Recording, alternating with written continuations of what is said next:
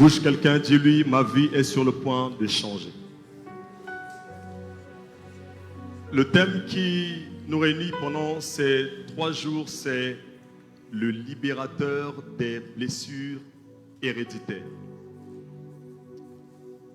Et pour ce soir, mon thème ou mon sous-thème, c'est accepte d'être blessé. Dis à quelqu'un, accepte d'être blessé. Et comme je suis le premier orateur, donc permettez-moi d'aller un peu dans les définitions. Mais avant tout, on va lire la parole. Luc 11, les versets 11 à 13. Ensuite, on lira Luc 2, 35. Luc 11, les versets 11 à 13. Ensuite, on lira Luc 2, 35. Quel est parmi vous le père qui donnera une pierre à son fils s'il lui demande du pain? Ou s'il demande un poisson, lui donnera-t-il un serpent au lieu d'un poisson?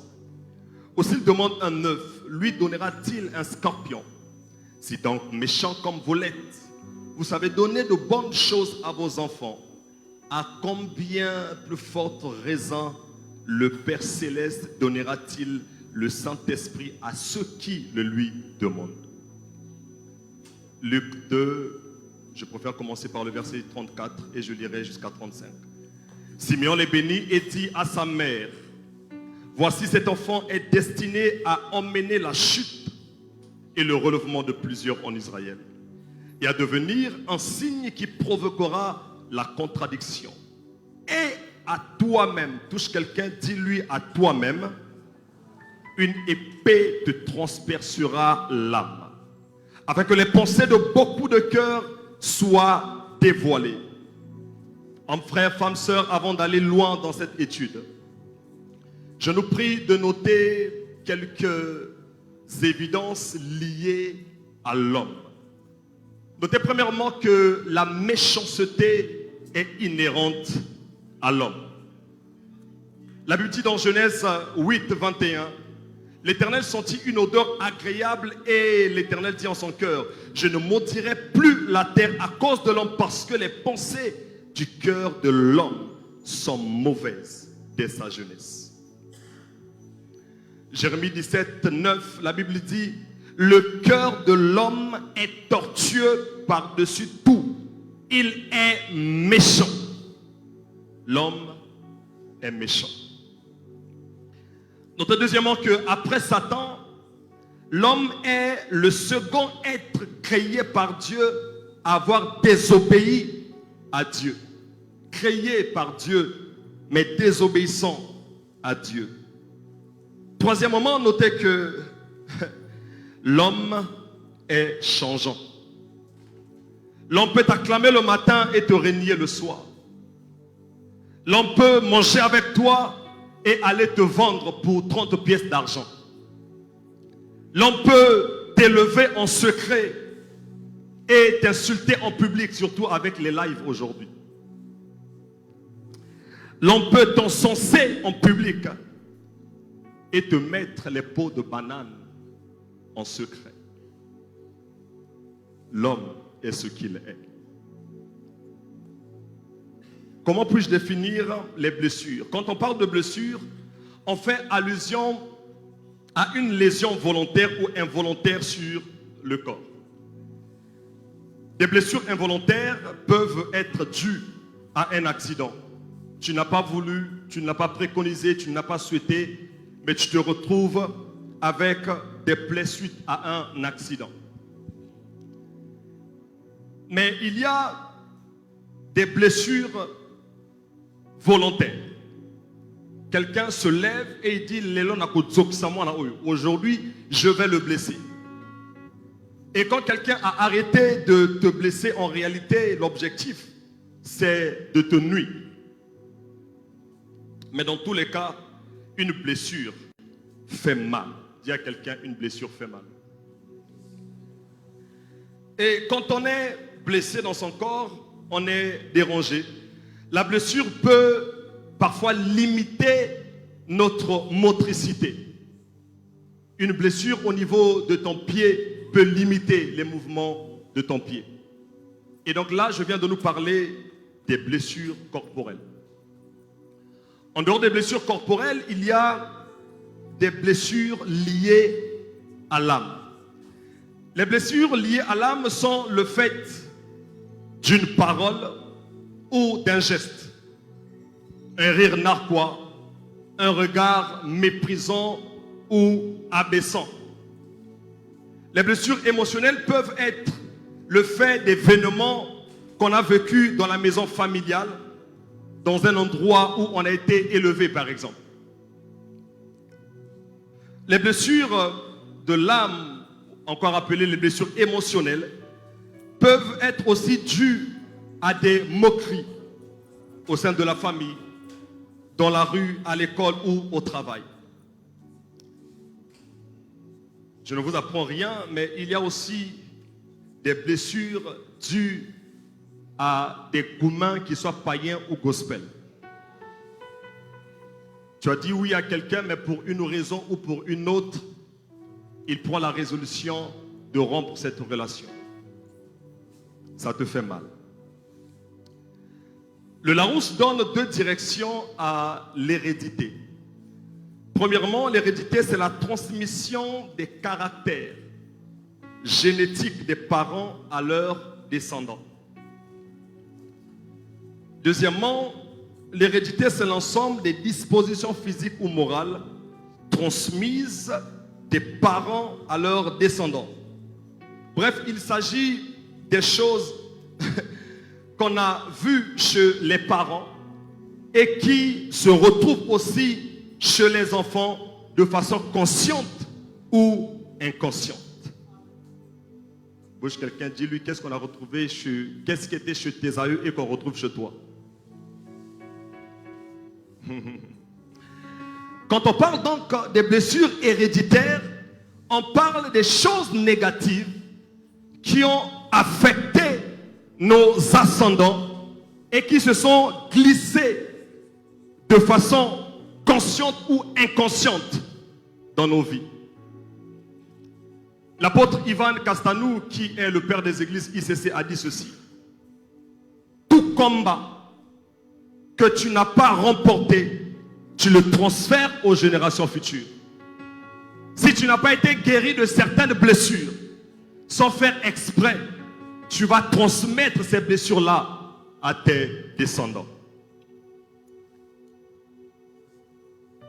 Ce soir, je vais peindre deux grands tableaux et puis je laisserai le soin à maman Aline et à la révérende Karel d'aller dans les détails. J'aimerais nous parler des blessures dues à l'hérédité familiale et puis des blessures vocationnelles ou encore des blessures dues à la vocation. Abraham, que nous considérons comme étant le père de la foi, a connu des blessures. L'une des blessures qui, par toi donc de moi, si tu vas à gauche, j'irai à droite. Si tu vas à droite, j'irai à gauche. Lot que Abraham a pris parce que son père n'était plus. Lot qui est devenu riche grâce à Abraham. Il voit ses bergers se quereller avec les bergers de son père. Il est incapable de mettre un terme à ces querelles, ou du moins à demander à ses bergers de faire profil bas parce qu'il s'agit des bergers du père. Il peut arriver qu'un enfant que ta soeur t'avait laissé, que ton frère t'avait laissé, tu l'as pris, tu l'as élevé. Et pour une raison ou pour une autre, cet enfant que tu as pris, que tu as nettoyé, que tu as envoyé à l'école, soit parce qu'il est marié, soit parce qu'il a de l'argent, cet enfant se permet de te manquer du respect. Abraham a été blessé dans son âme. J'ai aimé ce que l'évêque Michel Hambourg a dit à propos de ce passage. Il a dit quand Abraham appelle Lot frère, en réalité il n'est pas son frère. Il a appelé frère parce qu'il a lu dans les yeux de Lot la familiarité. Il a lu en Lot quelqu'un qui, parce qu'il a maintenant de l'argent, il veut se comparer à son père. La séparation d'avec Ishmaël a créé également des blessures dans l'âme de Abraham. J'appelle ça des blessures dues au caprice d'une personne qu'on aime. Souvenez-vous que ça n'a jamais été l'intention d'Abraham d'aller vers Agar. C'est Sarah qui lui fait la proposition d'aller vers Agar. Et une fois que Ishmaël vient au monde, Sarah ne supporte plus la présence de Ismaël. Et la présence de Ismaël devenant dérangeant, Sarah va demander à Abraham de chasser et l'enfant et sa mère. Galates 4, 30, reprenant cette histoire, dit: mais que dit l'Écriture? Chasse l'esclave et son fils, car le fils de l'esclave n'héritera pas avec le fils de la femme libre. L'une est femme libre, l'autre est femme esclave. Mais ce sont mes enfants après tout. Abraham est obligé de se séparer du fruit de ses entrailles à cause des caprices de maman Sarah. Il arrive parfois dans la vie que quelqu'un nous demande de poser un acte. On a suivi son orientation et une fois que ça capote, on nous fait porter le chapeau. Il peut arriver, et je le dis, pour nous qui avons eu des enfants avant, pour des femmes qui ont eu des enfants avant de connaître le Seigneur ou avant de se marier.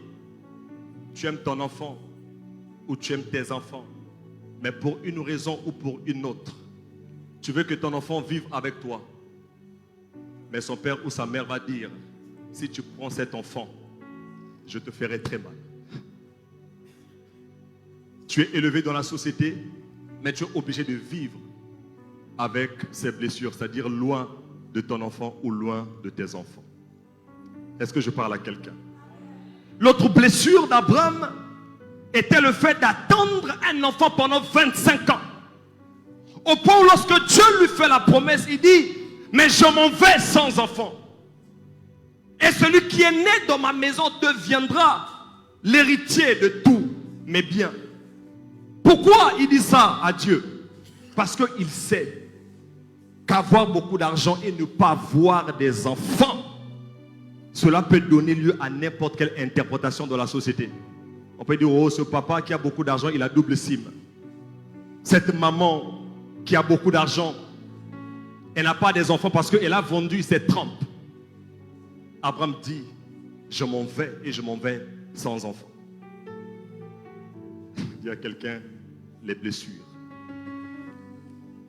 Isaac va hériter des blessures de son père, puisque lui également, la femme qu'il va aimer sera stérile pendant un moment. Vous n'avez aucune idée, lorsque tu aimes une femme et que tu vois la femme que tu aimes dans l'incapacité de te donner des enfants. En règle générale, tu aimes ta femme, pour toi c'est bon. Mais c'est ce que la belle famille dit, c'est ce que tes parents te disent. Ça fait 10 ans que vous êtes mariés. Je peux en parler puisque avant d'avoir notre premier garçon, ma femme a connu 2 fausses couches. J'ai vu des gens pour qui j'avais prié. Le Seigneur a étendu sa main. Les menaces de fausses couches se sont arrêtées. Les mêmes personnes ont commencé à évaluer ma vie de prière. Pour dire s'il était véritablement un homme de prière, sa femme n'aurait pas connu de fausses couches. Docteur, j'ai vécu avec ça. Et la deuxième fois, quand ma femme perd la deuxième grossesse, cette même semaine, j'étais programmé à l'église 2 fois. Pour faire la modération, vous savez, à ICC, le dimanche, c'est minimum 3000 personnes. Et il y avait également le mariage d'un jeune pour qui je devais faire le MC. Et quand tu arrives là, tu passes, les gens qui te saluent, ils commencent à t'éviter pour ne pas t'embarrasser. Mais tu vis avec. Et donc, Isaac a connu des blessures dans son âme parce que sa femme n'arrivait pas à mettre au monde. Et Jacob, plus tard, qui est enfant de Isaac, il hérite aussi des blessures héréditaires. Puisque la femme qu'il a aimée Vous savez que son oncle Laban l'a trompé. Et lorsque finalement il a le droit de se mettre avec la femme qu'il aime, cette femme-là a du mal à lui donner des enfants. Ça a commencé avec père Abraham. Ça atteint papa Isaac. Au lieu que ça me saute, ça descend également sur moi. Mais Jacob a également connu d'autres blessures. Le fait de se séparer de son père et de sa mère afin de préserver sa vie lorsque son père l'a béni. Ce n'est jamais facile pour un enfant chéri de quitter le toit parental. Donc il a dû quitter parce que dans la maison de son père, il avait un ennemi. Et l'homme aura pour ennemi les gens de sa propre maison. Et comme si cela ne suffisait pas, Jacob va connaître des blessures, soit à l'absence, mais à durée indéterminée de son fils chéri, Joseph. Et Joseph également va connaître des blessures. Premièrement, vendu par ses frères. Il est vendu, il est à l'étranger, il est seulement un esclave. Mais accusé à tort par la femme de son maître. Lui qui n'a jamais connu de vol, mais on le traite de voleur. Tu es blessé. Tu es à l'étranger. Papa zate, maman zate, okolili, et pas ya nan. Blessé dans son âme. Mais Joseph est également blessé par l'ingratitude de l'échanson de Pharaon. Parce qu'il exerce le prophétique. Non seulement qu'il ne reçoit pas l'offrande du prophète, mais lorsque le gars est rétabli, il est incapable de parler de lui. Les blessures dans le ministère. Tu as beau payer le prix pour les gens. Il vient, il a des pantalons troués. Il t'emmène le CV, tu pries. Il a le travail. Il est incapable de venir dire j'ai eu le travail. Les parents qui sont là, ils savent de quoi on parle. Ils ont reçu plusieurs d'entre nous. Nous étions illettrés. On est venu à l'église. Nos parents nous avaient abandonnés. On vient à l'église, on te paye l'école jusqu'à l'université. Et dès que tu réussis, tu dis je change d'église. Que quelqu'un dise aïe.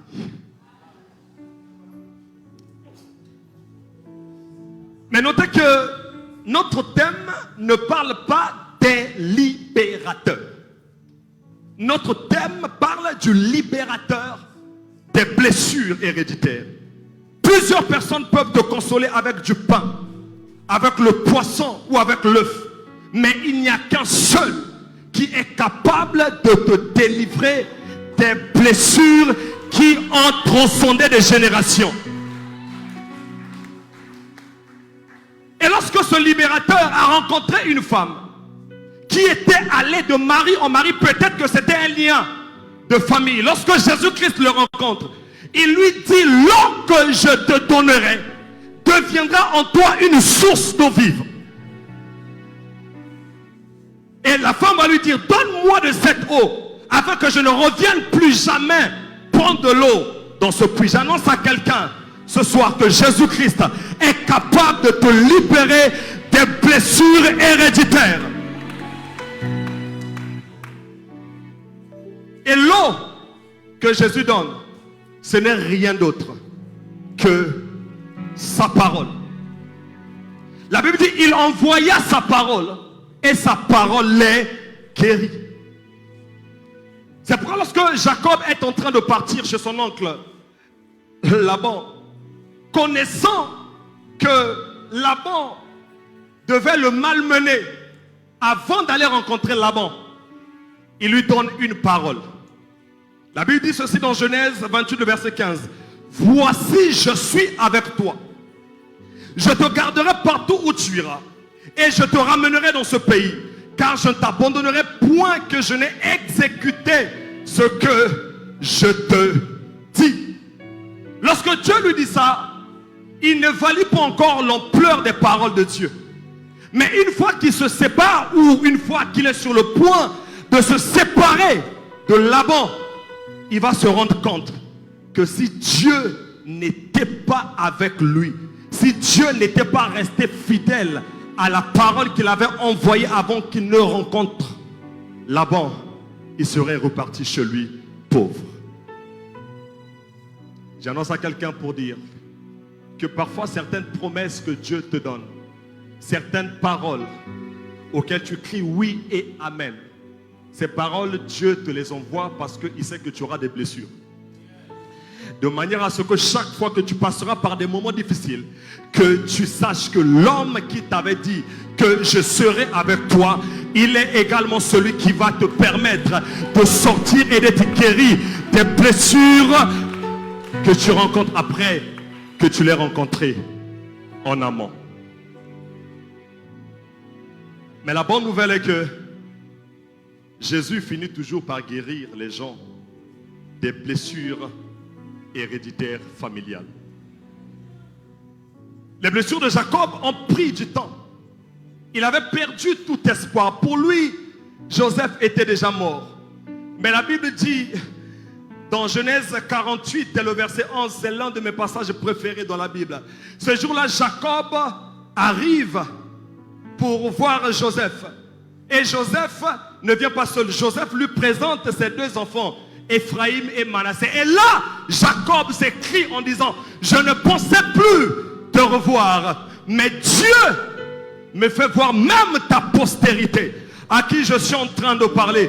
Toutes les choses qui t'ont été privées, tout ce que les gens ont dit que tu ne pouvais pas obtenir, lorsque Dieu tient ta vie entre sa main, non seulement qu'il te donnera ce que les gens ont dit que tu ne pouvais pas obtenir, mais il te donnera au-delà de ce que tu pensais, au-delà de ce que tu pouvais imaginer. Jacob, finalement, dans sa vieillesse, il a été consolé et guéri de ses blessures. Joseph aussi a été guéri de ses blessures, puisque dans Genèse 50, le verset 20, la Bible dit ceci: vous aviez médité de me faire du mal, mais Dieu l'a changé en bien pour accomplir ce qui arrive aujourd'hui et pour sauver la vie à un peuple nombreux. Je parle à quelqu'un ce matin ou encore ce soir pour dire ceci: le jour où Dieu t'élève, le jour où Dieu t'établit, le jour où Dieu change ta condition et que tu te rends compte qu'après que Dieu ait changé ta condition, tes ennemis sont toujours vivants. Arrête de considérer tes ennemis comme étant tes ennemis, parce que Dieu s'est servi d'eux comme étant des escaliers pour t'emmener dans ta gloire. J'entendais le Seigneur dire à mon Seigneur: assis-toi à ma droite jusqu'à ce que je fasse de tes ennemis ton marchepied.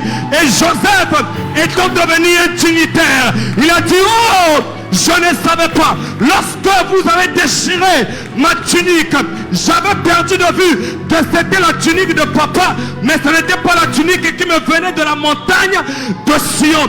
Et donc, comme tout ce que l'homme fait peut être détruit par les hommes, Dieu m'a préparé une autre tunique, mais non pas dans la maison de mon père, non pas dans la maison de ma mère, mais dans un pays étranger. Je suis en train de parler à quelqu'un pour dire ceci: il arrive des saisons où Dieu va te séparer de la maison familiale. Il arrive des moments où Dieu va te sortir même du pays. Les gens vont t'oublier. Oh, ton père va pleurer sur toi, ta mère va pleurer sur toi, mais ces pleurs ont pour but de révéler plus tard ta gloire. Vous aviez médité de me faire du mal, mais Dieu l'a changé en bien.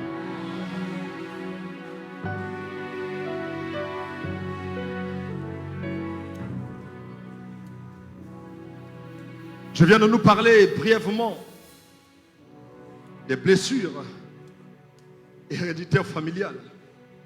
Qu'il me soit permis de parler des blessures dues à l'hérédité vocationnelle. Hébreux 12, les versets 1 à 2.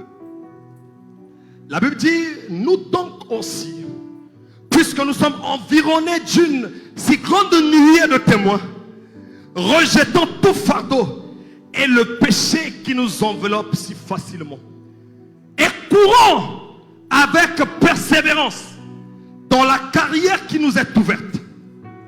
Ayons les regards sur Jésus, le chef et le consommateur de la foi. Ah, j'aime ce qui suit. Qui, en vue de la joie qui lui était réservée, a souffert la croix. Il a méprisé l'ignominie et s'est assis à la droite du trône de Dieu. Jésus-Christ savait que Dieu l'avait appelé à de grandes choses. La Bible dit, tu n'as voulu ni offrande ni sacrifice, mais tu m'as formé un corps.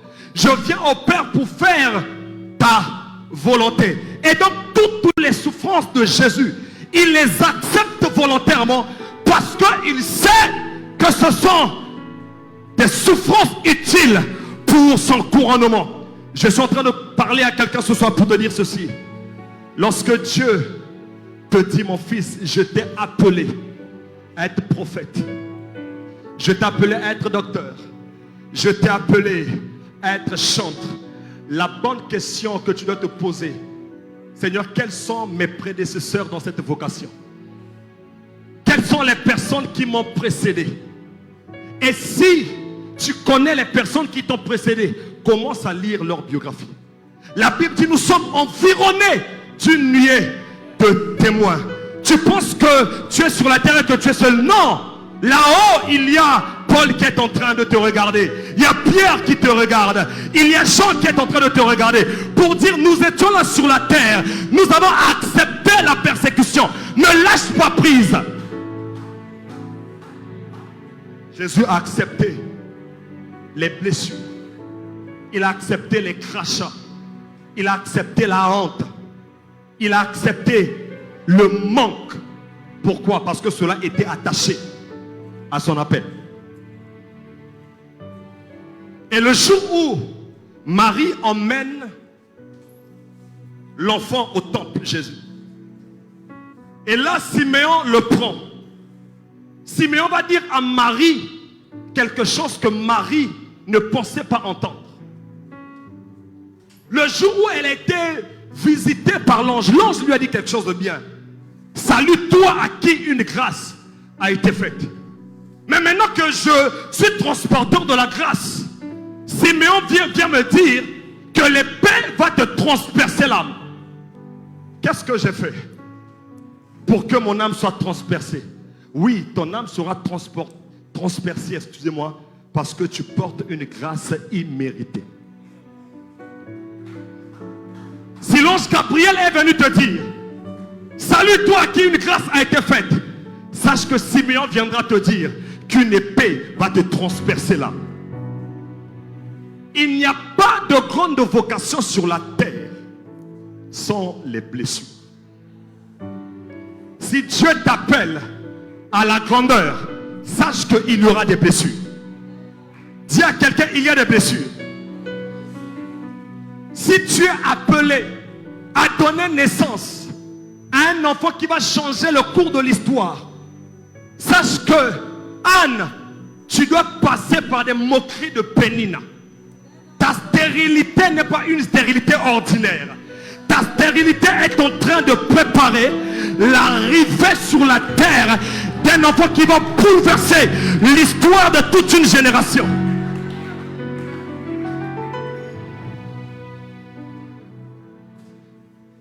Je parle, j'aime pas le terme femme stérile. Je parle aux femmes qui sont en attente des enfants. Sachez que ce n'est qu'une question de temps.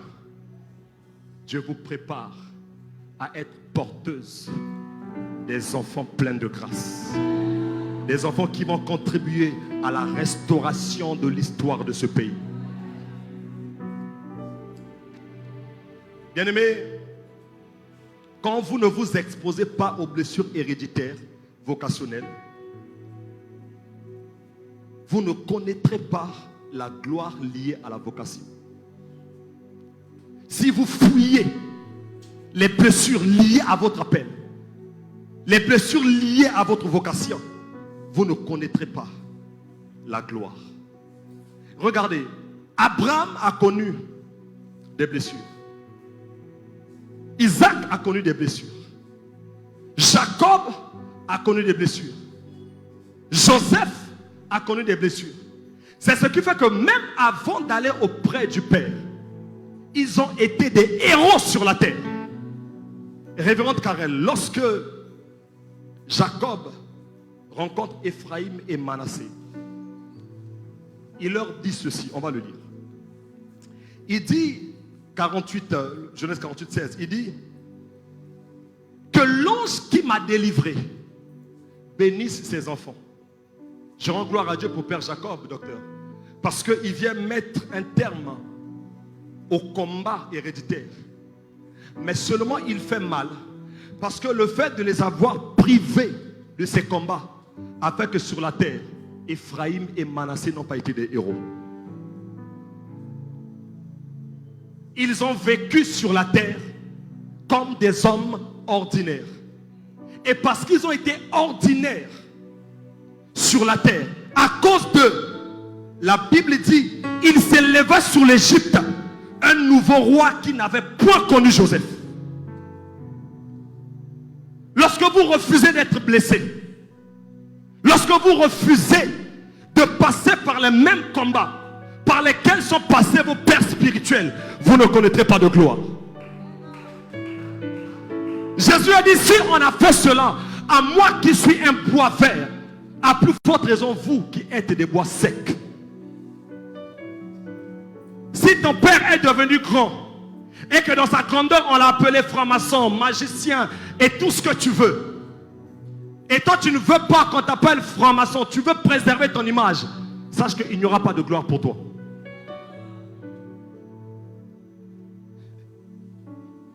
Il s'éleva sur l'Égypte un nouveau roi qui n'avait pas connu Joseph.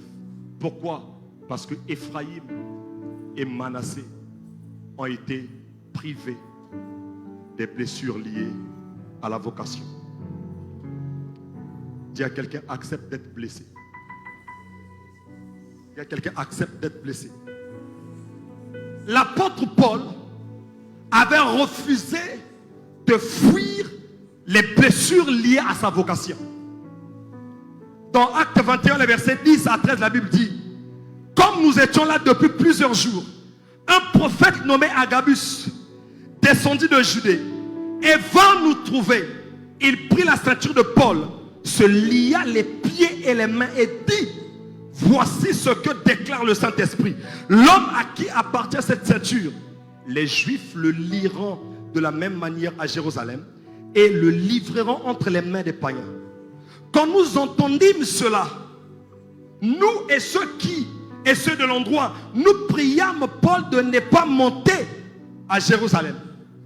Le prophète est venu annoncer des événements malheureux liés à la vie de Paul. Si tu vas là-bas, on va te lier, on va te tabasser.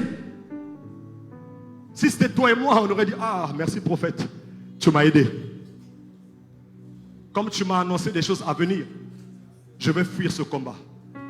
Mais ces gens-là ne connaissaient pas Paul. Paul, il était un addict de Jésus-Christ.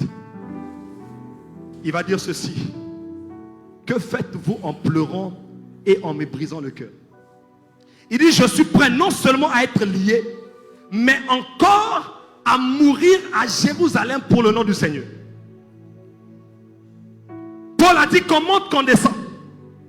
Que Agabus est prophétisé ou pas, moi j'irai à Jérusalem. Pourquoi?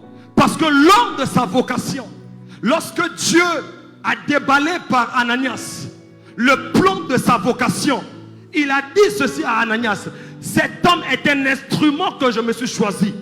Je vais l'emmener devant les rois des nations et je lui montrerai tout ce qu'il va souffrir pour moi. Donc Paul est d'accord pour la gloire. Paul est d'accord pour se présenter devant les rois. Mais Paul est aussi d'accord pour passer par des souffrances. Bien-aimé, si tu es dans ta zone de confort, oublie la gloire. Si tu n'aimes pas qu'on touche à ta réputation, lorsque tu vois des gens faire des miracles et qu'on les traite de sorciers, alors que le monde des ténèbres, les anges et Dieu savent que ce sont des hommes qui payent le prix.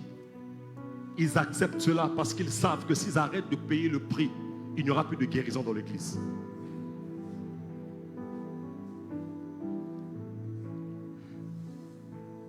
Ce que j'aime avec Paul, c'est que Paul, dans Galates 6, le verset 17, il va dire ceci. Il dit que personne désormais ne me fasse de la peine, car je porte sur mon corps les marques de Christ. Non seulement il a refusé de fuir les blessures, mais Paul a refusé de guérir des blessures ou des plaies liées à sa vocation. Les blessures héréditaires, familiales, il faut en guérir. Mais les blessures liées à ta vocation, tu dois les porter comme des couronnes. Il a dit que plus personne ne me fasse du mal. Lorsque tu me vois, je porte sur moi les mêmes blessures que Christ a portées. S'il faut jeûner pour que mon église croisse, je vais jeûner.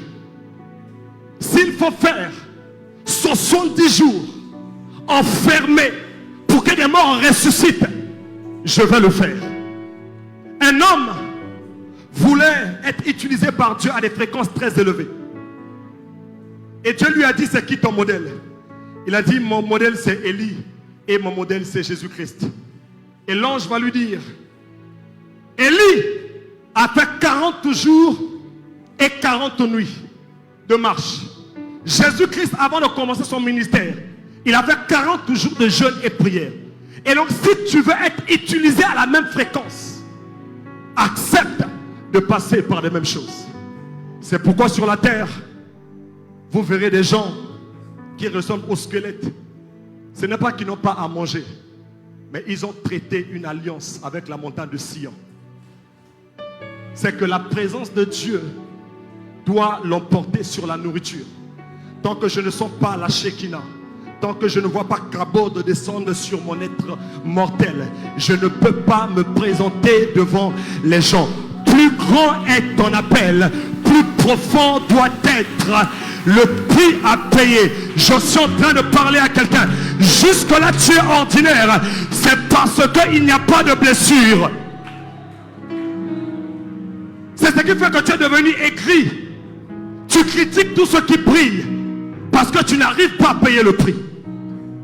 La Bible dit que Dieu ne fait exception de personne. Si tu payes le prix, la gloire descendra. Si tu ne payes pas le prix, tu vas t'arrêter là à dire Dieu m'a appelé à faire ceci ou cela. Mais j'aimerais être comme Paul. Lorsque je serai prêt à quitter la terre et de dire et à ma femme et à mes enfants, les preuves de mon appel ont éclaté à Brazzaville. Les preuves de mon appel ont éclaté à Talangaï. Les preuves de mon appel ont éclaté en Afrique et dans le monde. Bien-aimés, c'est par la mort et c'est par des blessures que les hommes de Dieu vous communiquent et nous communiquent la vie. L'apôtre Paul dit ceci, car nous qui vivons, 2 Corinthiens 4, les versets 11 à 12, car nous qui vivons, nous sommes sans cesse livrés à la mort. Il dit sans cesse, il n'y a pas de repos pour nous. On a tout le temps des blessures. Si tu as guéri une âme, si tu as fait lever un paralytique, tu as une blessure quelque part. Il y a le loyer qui n'a pas été payé. Si tu as pu payer ton loyer, il y a un enfant qui est devenu rebelle. Il y a tout le temps des blessures. Mais l'apôtre Paul va dire, ainsi la mort agit en nous et la vie en vous. Si tu n'acceptes pas les blessures et même la mort liée à ta vocation, tu ne peux pas communiquer la vie aux gens. Demandez au pasteur, demandez à Papa Paulin, demandez au docteur Ngassé, ils vont vous dire. Les gens ne viennent pas à l'église parce que vous prêchez bien. Tu peux avoir un très bon message, tu prêches bien, mais tu es surpris quand tu arrives un matin, il n'y a que toi et ta femme. Pourtant, quand tu regardes le nombre de vues sur Facebook, les gens te disent, ah, c'était bien. Mais maintenant, la personne qui a dit que c'était bien là, pour se lever et venir, c'est une autre technologie. Il faut capturer son âme dans la prière pour qu'il vienne là où tu es. C'est ce qui fait que Jean-Baptiste, lui qui ne prêchait pas dans les synagogues, il était au désert. Mais tout Israël venait à lui. Parce qu'il avait compris une technologie qui lui permettait de saisir les esprits des hommes et de les attirer vers lui. Et Jésus-Christ lui-même, c'est ce qu'il faisait. Il passait toutes ses nuits à prier, à demander l'aide du ciel. La mort était en train d'agir en lui, à telle enseigne que sur la terre, que ce soit lui, que ce soit Paul, ils ne se sont pas mariés. J'entends quelqu'un dire, pasteur, qu'est-ce que tu veux dire par là? Je ne veux rien dire. C'est par les blessures liées au Dieu à sa vocation que le Seigneur Jésus-Christ nous guérit de toutes nos maladies et qui nous a donné une place auprès du Père. 1 Corinthiens 11, 25. 1 Corinthiens 11, 25, la Bible dit ceci. De même, après avoir soupé, il prit la coupe et dit, cette coupe est la nouvelle alliance en mon sang. Faites ceci en mémoire de moi toutes les fois que vous en boirez. Lorsqu'il s'est présenté devant Thomas et les autres, il a dit à Thomas, avance ici ton doigt et regarde ma main. Avance aussi ta main et mets-la dans mon côté et ne sois pas incrédule, mais crois. Si tu veux aller loin, il faut qu'il y ait des marques sur ton corps. Mais bien aimé, notez, pour chuter, avant qu'on ne prie, Jésus nous a donné le Saint-Esprit. Non pas que nous soyons guéris des blessures vocationnelles, mais pour que, au travers de la présence du Saint-Esprit, que nous soyons fortifiés chaque fois que nous aurons des blessures.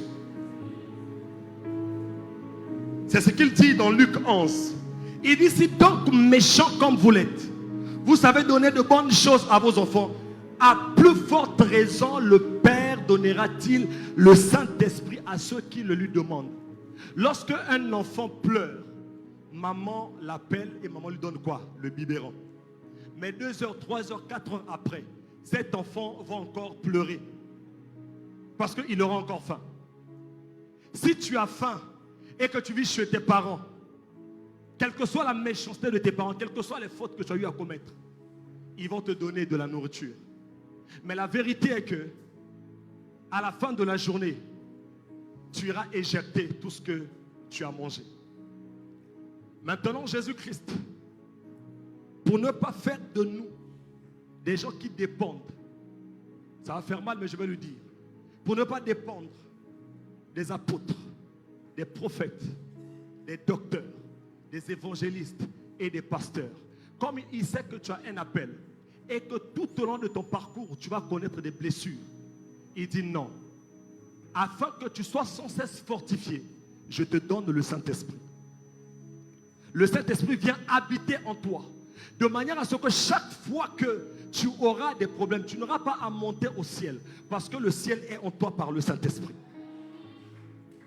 C'est ainsi que l'apôtre Paul va dire ceci, à cause de cela, Ephésiens 3, 14, je fléchis les genoux devant le Père, duquel tire selon toute famille dans les cieux et sur la terre, afin qu'il vous donne selon la richesse de sa gloire, d'être puissamment fortifié par son esprit dans l'homme intérieur. Bien-aimés, les blessures liées à la vocation, on n'en guérit jamais.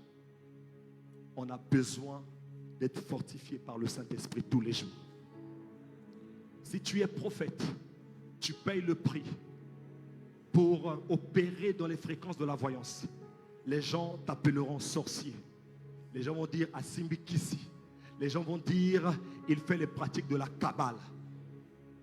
Ils vont d'ailleurs dire voilà, la voyance n'existe pas dans la nouvelle alliance. Mais ils n'étaient pas là quand tu payais le prix. Mais comme c'est le Saint-Esprit qui a ouvert tes yeux à ces dimensions, il habite en toi afin que tu ne sois pas affecté par tout ce que les hommes vont dire sur toi. Si Dieu t'appelle à être le pasteur des millionnaires et des milliardaires, il fera que le Saint-Esprit habitant en toi puisse t'immuniser contre les discours des hommes. Parce que lorsque tu commences l'église, il n'y a pas beaucoup de véhicules devant la cour. Et en règle générale, c'est plus les jeunes qui sont à l'église.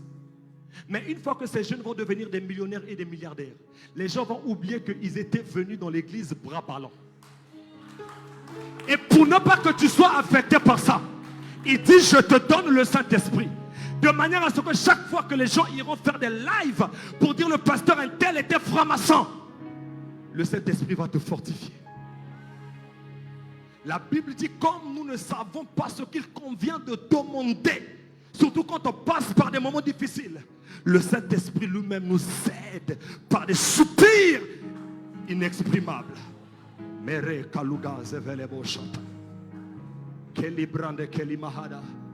Mon message pour toi ce soir, accepte d'être blessé et ne cherche pas à guérir des blessures liées à ta vocation. Est-ce qu'on peut se lever? Mariko zova limande kedebra. J'aimerais parler à quelqu'un